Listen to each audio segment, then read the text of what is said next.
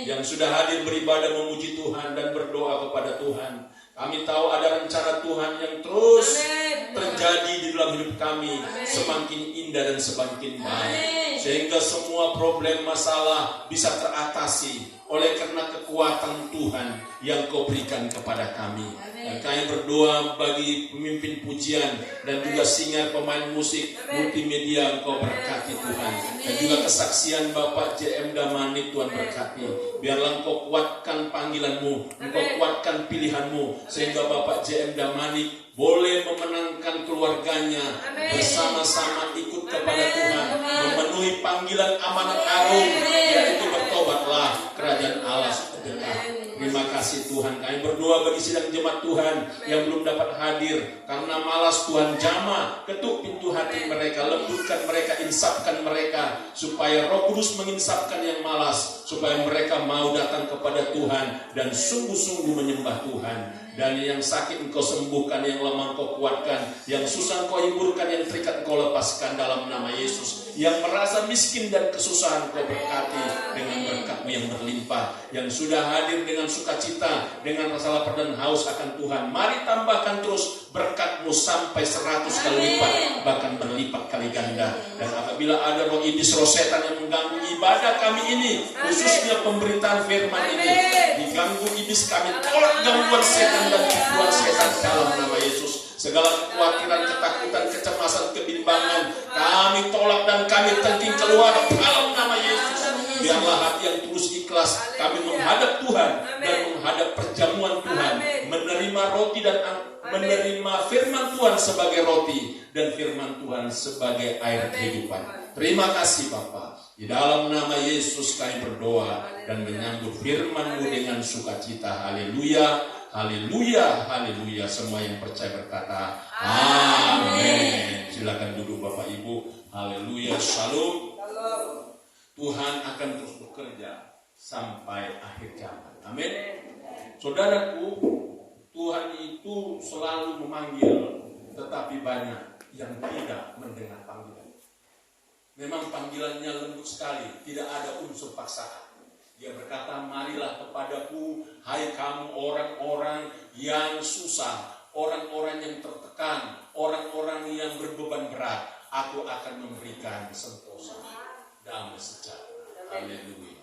Terima kasih, Tuhan itu mempunyai cara tersendiri untuk melakukan rencana. Amin. Dan semua rencana Tuhan tidak dapat diselami oleh manusia sepenuhnya. Tidak dapat diselami. Bagaimana Tuhan menyatakan rencananya yang baik. Itu sebabnya saudaraku, kita harus terus berdoa, khususnya bagi keluarga kita. Suami mendoakan istri, istri mendoakan suami, orang tua mendoakan anak, anak mendoakan orang tua.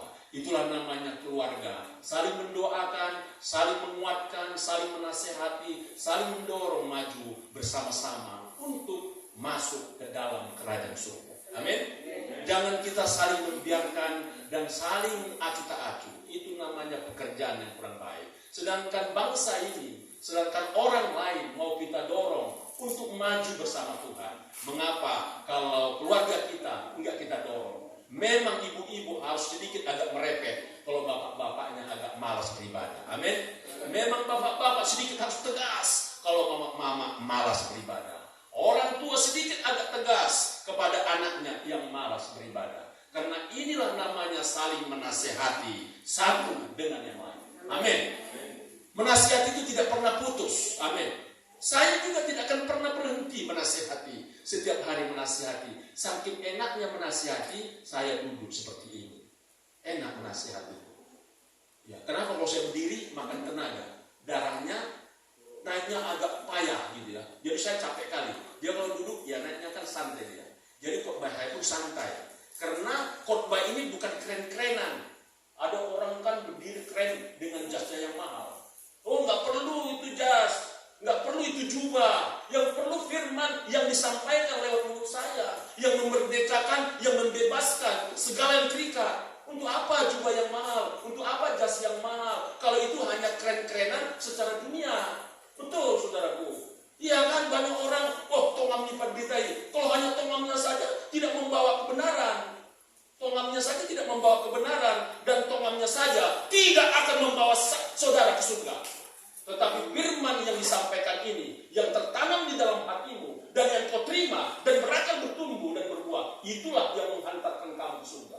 Amin. Bukan karena kehormatan dan wibawa seorang pendeta. Kita tidak mau dikatakan selalu wibawa, biasa sajalah. Yesus pun pakai baju rombengan.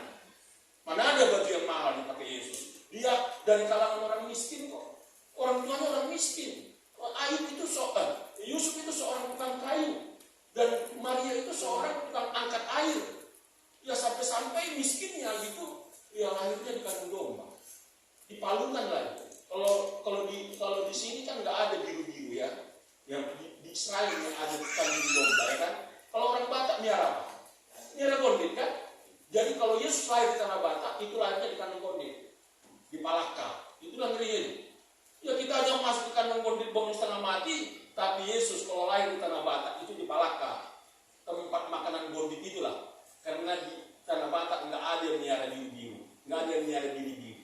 Tapi kalau di Israel itulah pilihan mereka. Karena orang Israel tidak miara gondit, tapi orang Batak yang miara gondit. Jadi kalau Yesus lahir di tanah Batak, itulah lahir di Palaka. Ngeri nggak? Usia mau mati Palaka bayangkan, saking dulu kami miara gondit itu. Buru-buru ini pagi-pagi kan mau sekolah. Ayo antar dulu gondit makan. Dia apa?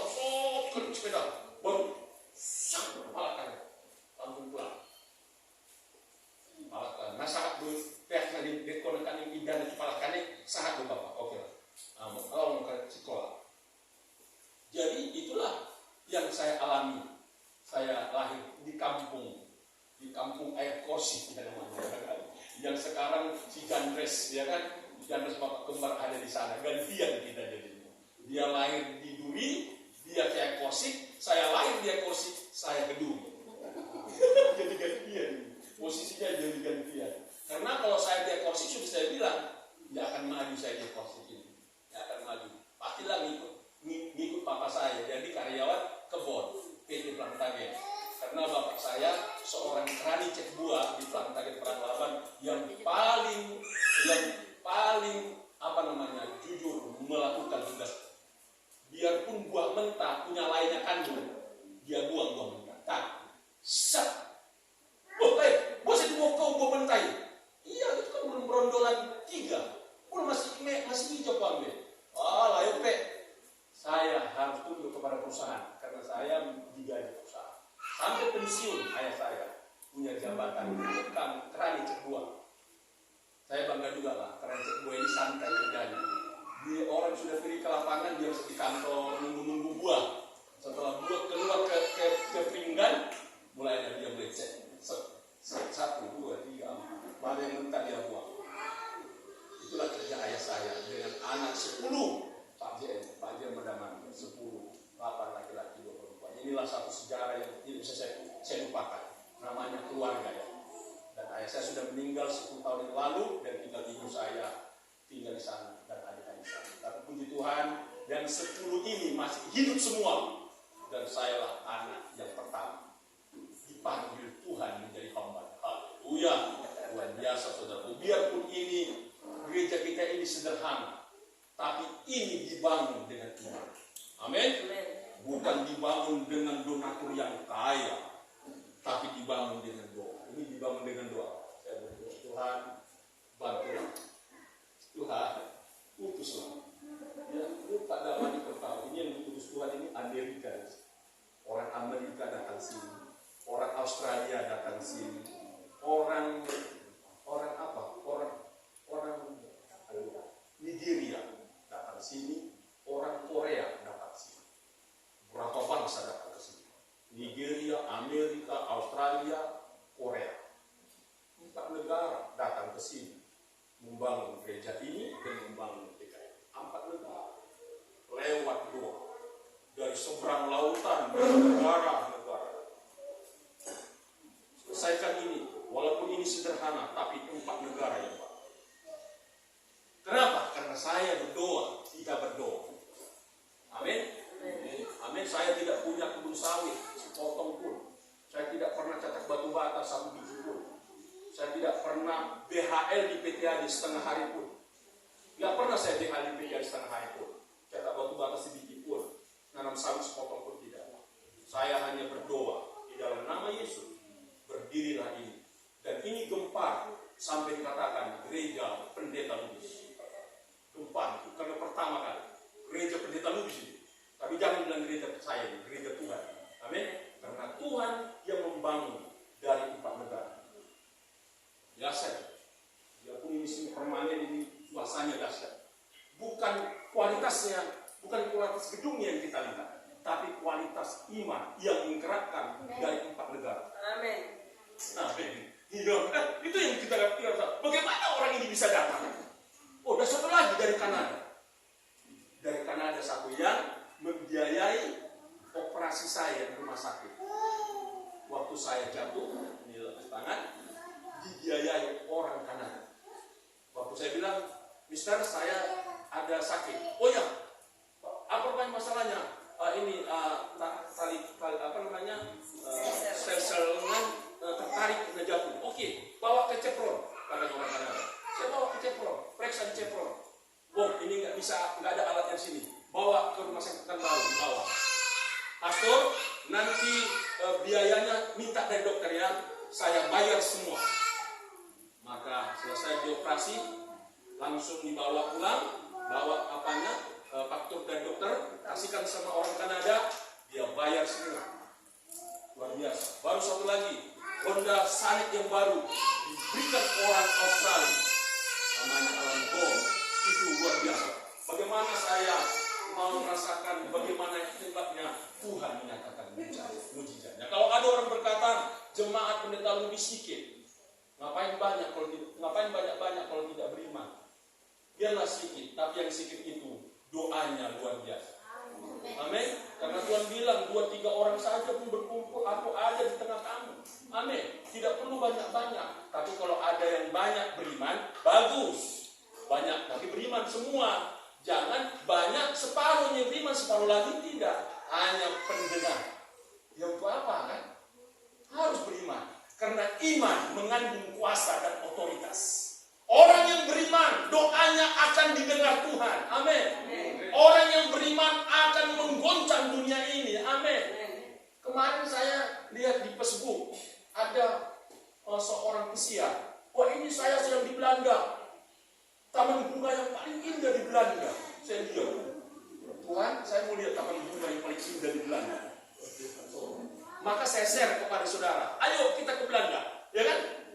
Ayo, kapan saudara mau ke Belanda melihat bunga-bunga di Belanda yang sangat unik dan ramai sekali? Wis, baru kemarin pagi atau siang saya bilang ketemu dengan Bapak Damani. Ternyata abangnya Bapak Damani, ibunya orang Belanda. Dan sekarang abangnya ini di Bali, tapi ibunya di Belanda. oh, kemungkinan tidak bisa ke Belanda. Amin, ya kan Pak? Iyalah, tinggal minta telepon saja abang Pak Damanik di Bali. Kasih dulu teleponnya, Pak. Apalah? Kenapa? Saya mau ke Belanda. Supaya saya minta nanti ya petunjuk jalan di Belanda. Begitu ya kan? Supaya nanti saya ada teman dan sahabat di Belanda untuk memberikan pantauan ke sana begitu. Karena kalau tidak ada sahabat memang agak susah. Siapa yang mau kita temui di suatu negara? Agak payah kita bergerak. Tapi kalau ada di sana teman, sahabat, walaupun dikenalkan dari teman ke teman, itu teman saya ya, tolong dulu, atur dulu, amankan dulu, supaya dia jangan tersesat di Belanda. Ya, ini satu gerakan Tuhan. Suatu saat kita, saya, saudara yang mau ke Belanda, boleh lihat taman bunga dan bermacam-macam bunga yang unik. Haleluya, amin. Ini mau kita lihat Belanda, ya kan? Baru ya itulah dulu sebagai semangat yang harus kita buat dalam hati kita. Amin. Ya, jadi Pak Damanik ini bertemu kemarin karena ada bisnis sawit. Ya, bisnis sawit yang mau kita tawarkan kepada Pak Damanik, dan Bapak ini kan berkebun sawit, tetapi bukan berkebun sawit. Bapak ini adalah pegawai kehutanan, pegawai negeri kehutanan, dan Ibu sebagai kesehatan. Iya, sebagai PNS kesehatan.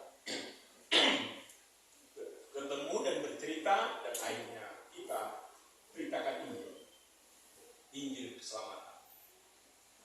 Dan inilah langkah awal. Amin.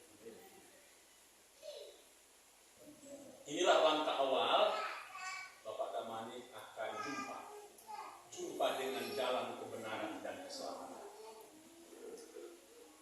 Tapi jangan sebaliknya. Pak Damanik dari Sibangat kilogram sampai di sini mencari kebenaran, sidang jemaat Tuhan yang dekat tak dapat. Ini bisa membuat kebalikan. Kenapa begitu? Kata Tuhan, ya kan? Kenapa Bapak Damanik ini berani melangkah dari Sibangat ke sini? Karena di Sibangat itu banyak gereja. Gereja GBS, gereja GBI saja berapa di situ? Ada 5 gereja GBI di situ.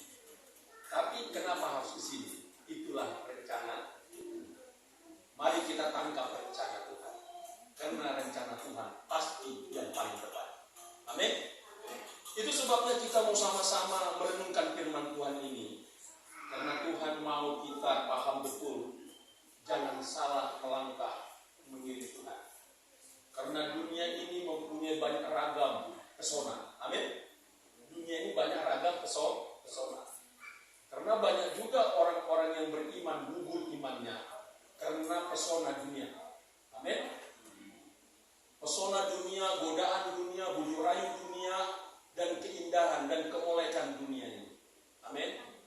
Amin. Siapa pernah masuk ke hotel termewah di suatu kota yang mungkin kamarnya 1 juta sehari? Iya Pak ya. Kalau ada kamarnya 1 juta sehari, itu kita masuk ke hotel. Resepsionisnya, bagus sekali. Masuk lagi ke ruang restorannya, bagus sekali desain restorannya. Tapi kamarnya 1 juta sehari. Iya Pak ya, mungkin di Bali, mungkin di Jakarta. Mungkin kita bilang, kira-kira seperti inilah surga. Enggak, masih jauh lebih indah. Amin. Itu aja pun kita sudah terkagum-kagum melihat mewahnya hotel yang mewah dan mahal. Sudah terkagum, berapa lagi biayanya ini? Siapa pemiliknya ini? Amin. Tetapi Tuhan menyediakan surga yang tidak ada tandingnya di dunia ini. Amin. Tidak ada tanding. Itu makanya dunia ini akan kita tinggalkan dan kita akan berjumpa dengan Tuhan di surga yang abadi dan yang tidak bisa hancur. Dia kekal sampai selama-lamanya. Itulah sebabnya kita bersemangat. Tuhan, aku bersemangat ikut Tuhan karena ada satu janji yang Tuhan janjikan kepada saya dan saudara. Amin. Yang pertama yang Tuhan janjikan bukan surga dulu, langit baru dan bumi baru. Amin.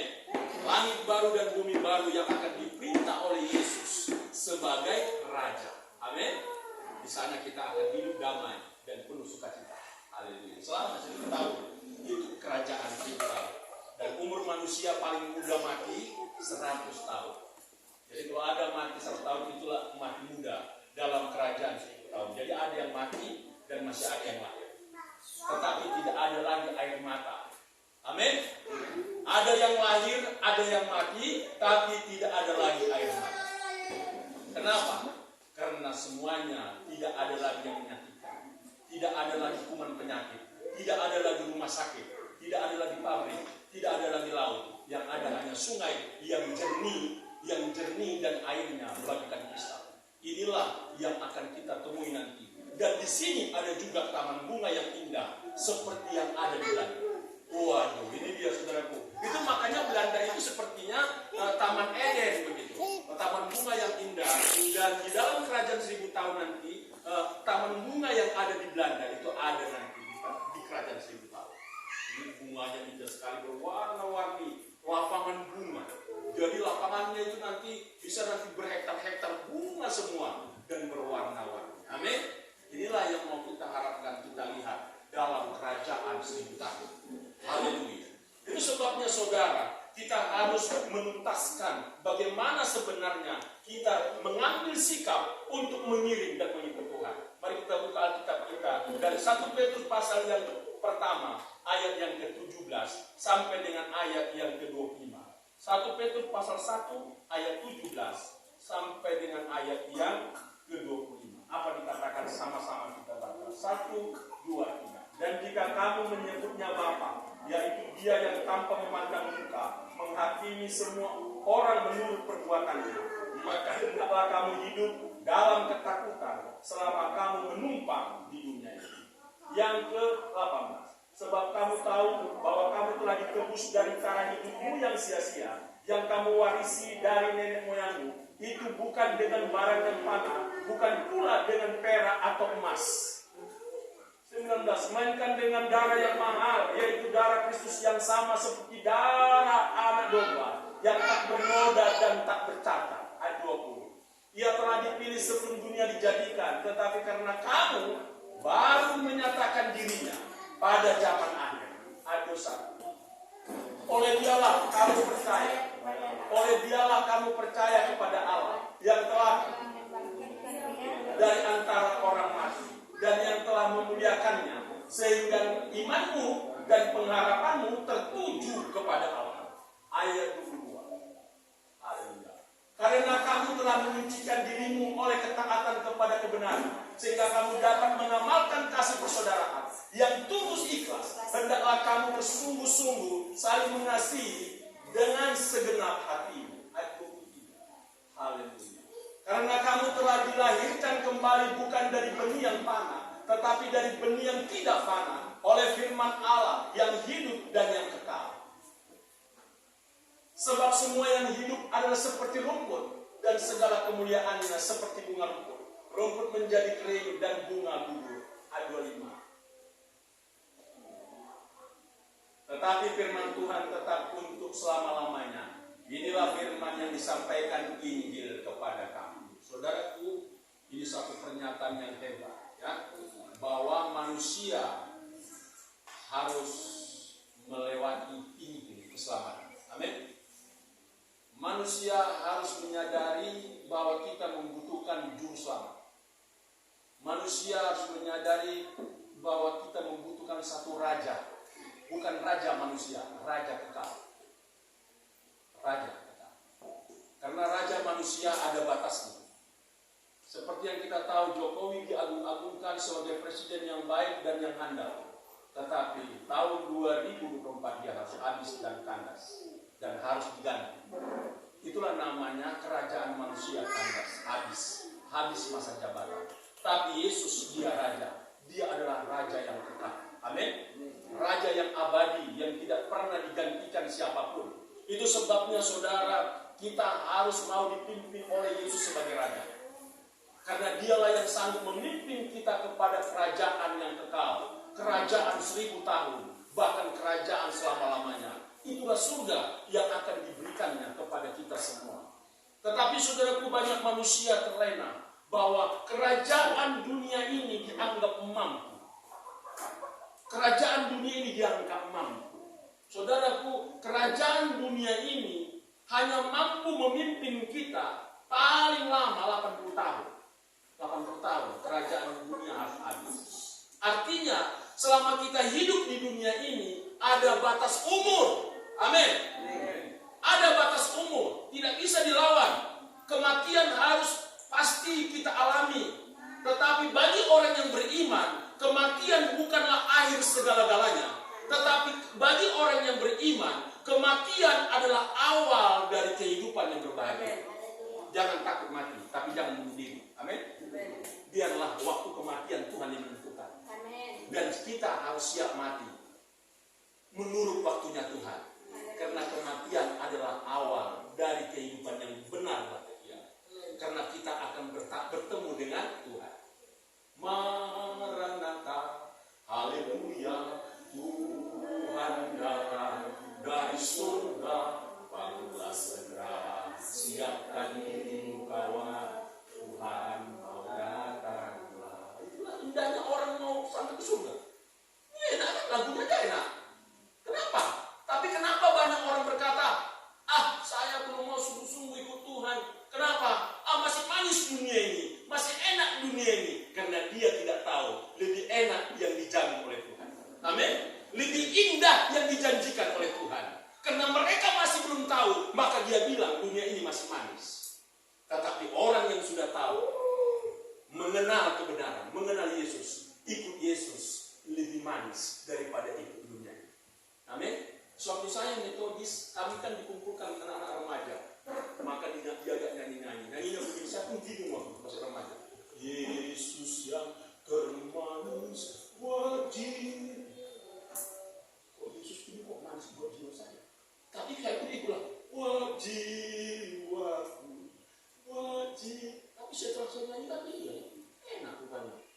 Yesus yang termanis. Yesus yang terindah wajiwaku, ku cinta selamanya. Orang-orang yang beriman yang mau nyanyi ini, coba kita ajak orang gede tua. Ayo, ada masuki. Asing mah, ada nasi mah. Kenapa? Karena dia belum menerima, belum merasakan bahwa Yesus itu yang termanis. Amin. Kenapa masih malas-malas ini bapak-bapak sebagian? Karena dia bilang Yesus belum manis. Yang manis itu madu. Itu makanya bingung nanti dia. Madu di tangan dirimu, racun di tangan kananmu. Aku tak tahu mana yang kau berikan. Siapa yang menawarkan madu dan racun? Iblis. Karena dia bilang masih manis dunia ini, maka iblis menawar. Ini madu, ini racun, mana? Aku tak tahu, bingung jadinya. Hidupnya jadi bingung kalau ikut dunia. Tapi kalau ikut Tuhan kita akan bingung. Karena Yesus hanya menawarkan yang manis dan bukan menawarkan racun. Haleluya. Tepuk tangan bagi kita. Saudara, kita harus betul-betul memahami bahwa saya, walaupun saya ngomong setiap hari ya, inilah kerja saya ngomong. Pada anak-anak Senin, Selasa, Rabu ngajar seperti ini. Walaupun saya seperti tadi batuan kan, namanya ya kerongkongan daging, bukan berlian. Bukan berlian kerongkongan saya daging juga kan. Pastilah ada batasnya. Macam mana? Ya lelah. Tapi Tuhan janji memberikan kebu. Amin. Amin. Nantikanlah Tuhan dengan sungguh-sungguh, maka engkau bagaikan burung raja wali terbang tinggi dengan kekuatan saya. Amin. Kau berlari tidak akan menjadi lelah. Engkau berjalan tidak menjadi letih, karena aku memberikan kekuatan yang. Itu sebabnya saudaraku, kita mau memahami bagaimana kasih Tuhan yang besar dinyatakan di dalam hidup kita semua. Kita harus mengambil satu sikap yang positif. Amin. Jangan kita terlalu capek memikirkan dunia. Memang kita harus berpikir juga untuk dunia, untuk mencari supaya makan dan minum, ya kan? Tapi jangan semuanya dituangkan hanya untuk makan dan minum. Karena ada saatnya roti tidak berguna lagi. Amin. Amin. Jadi kalau manusia berusaha bekerja keras hanya mencari roti dan minum untuk makanan jasmani, maka kita akan kecewa. Kenapa? Ada saatnya umur kita tidak lagi mau makan roti. Kita lihat saja nanti sudah pergi ke rumah sakit, orang-orang kaya rumah sakit. Aman. Nggak 3 lele ngamon rumah sakit orang, nggak 2 bulan, 3 bulan. Dia dong. Tapi ibu bereng 6 orang 2 mah. 5 orang kamu ibu walang jaga. Ada saatnya orang kaya nggak bisa lagi, nggak boleh lagi makan daging, nggak boleh lagi makan nasi, nggak boleh lagi makan suhat. Suhat itu ditaruh di mana?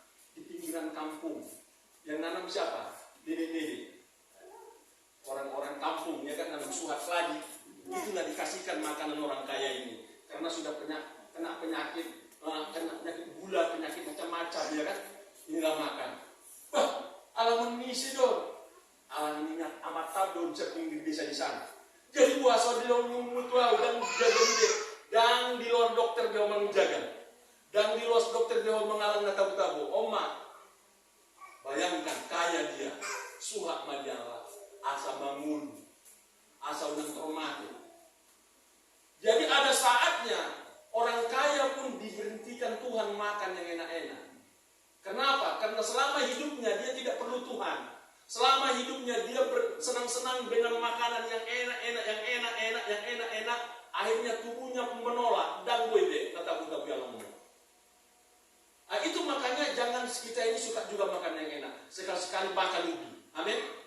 Ulang-ulang tahu. Aku saya makan ubi mau. Ada ubi goreng disimpan, saya makan ubi saya makan. Apa ini Pak, kata siapa sih? Oh ubi, nggak apa-apa, enak ubi. Ini yang membesarkan saya dia porsi ubi kayu dimakani. Ternyata orang makan ubi tidak ada kena penyakit, amin. Justru orang makan jagal kebanyakan jadi kena penyakit, amin. Sampai beginilah kata ayah saya, nak sini. Ini sudah jam berapa ini? Sudah jam ini sore. Udah jam 5 ya, atau jam 3, jam 4 sore. Tolong kamu masak dulu ubi untuk kita makan sore ini, supaya nanti makan malam nasinya cukup. Nasinya cukup karena nasinya kan terbatas, karena jatah dari perkebunan. Jadi kalau nggak makan ubi nanti nggak kenyang makan nasi. Jadi makan ubi dulu setiap hari. Setelah makan ubi, barulah makan malam. Jadi nasinya nggak terlalu banyak lagi, karena nasi jatah itu kan ditakari supaya cukup 1 bulan. Nah, setiap takar mahita lopa, asal cukup pun dibagi 3 hari, begitu. Dijatah sudah dihitung sama ayah saya dan ibu saya. Jadi lopa masih sekian takar, pagi sekian takar, siang sekian takar, sore sekian takar. Asal boyuan sebulan. Jadi karena tidak cukup makanan itu mengenyangkan, maka dimasalah gado. Nah, itulah dia. Itulah kami makan setiap hari sore, untuk bahkan siang juga makan ubi. Karena nggak kenyang, direbus ubi, makan lagi. Ternyata saya sehat gara-gara ubi. Sekarang masih sudah berumur 56 tahun. Ya gigi saya masih 4 yang putus.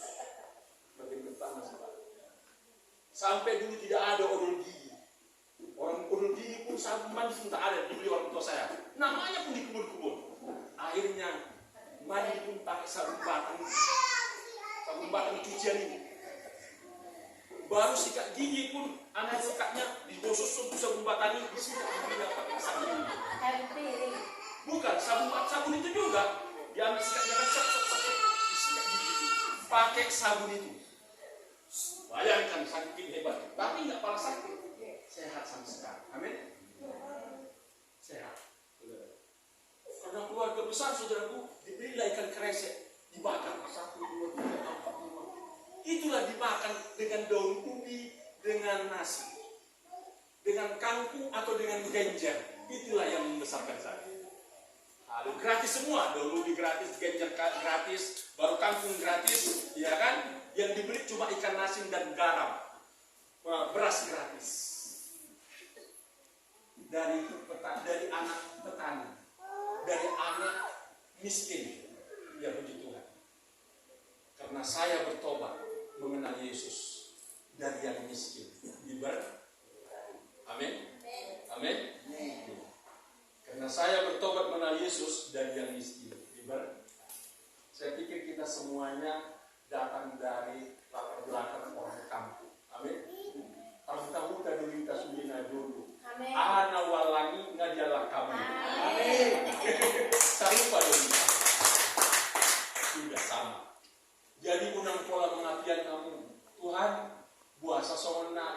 terpasu ampat di tahun alih Tuhan ini. Amin. Mulu kita terpasu-pasu kita Roma hamu Tuhan ini asa di pasahat pasu-pasu. Amin. Mulu latar belakang tasaru pado. Na fokus jalan na fokus dia. Jauh pedang adong jauh di kubu. Gimana? Asal foto kita. Jauh di kubu petong do holan nang asal adong. Asal ada saja. Bukan rumah yang layak pakai. Lantai tanah, atap nipa, dinding papan. Itulah rumah kebun tahun 1950. Itulah Pelabuhan Padang Laban dibangun, ditanam sawitnya 1950.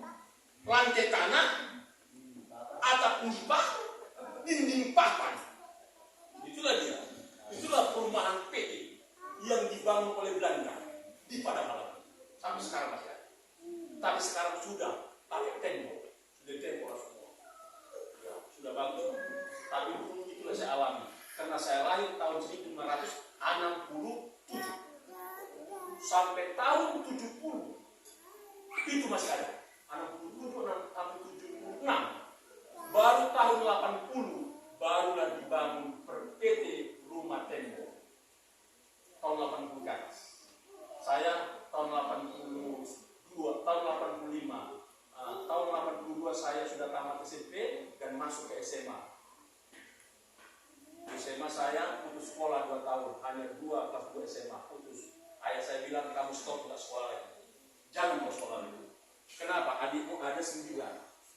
Kau jangan sekolah lagi. Jadi Pak, saya di stopkan 2 kelas 2 SMA. Ya, oke lah. Saya pergi kerja. Tapi di hati saya harus selesaikan SMA saya ini. Tanggung jawab saya harus selesaikan 1 tahun lagi. Saya kerja. Akhirnya saya bertobat di Kamis. Setelah bertobat, berangkatlah sekolah teologi. Maka ditanya sama rektor, karena saya lebih sini, kamu tamat apa? Tamat SMA Pak. Tamat kelas 2 SMA. Oh iya, udah, ijazah SMP. Dipakai ijazah SMP mengambil teologi kependetaan. Itulah yang saya pakai sehingga saya selesai teologinya. Ijazah SMP karena jurusan kependetaan. Setelah saya jadi pendeta, mengajar di suatu sekolah, barulah saya ambil pakai SIM selesai. Di kampung saya juga ambil pakai SIM selesai. Setelah itu ambil S1-nya, setelah itu ambil S2-nya. Dulu biasa bagaimana cara Tuhan ini? Iya kan? Ambil S1-nya dan ambil S2-nya. Dan akhirnya menjadi guru di suatu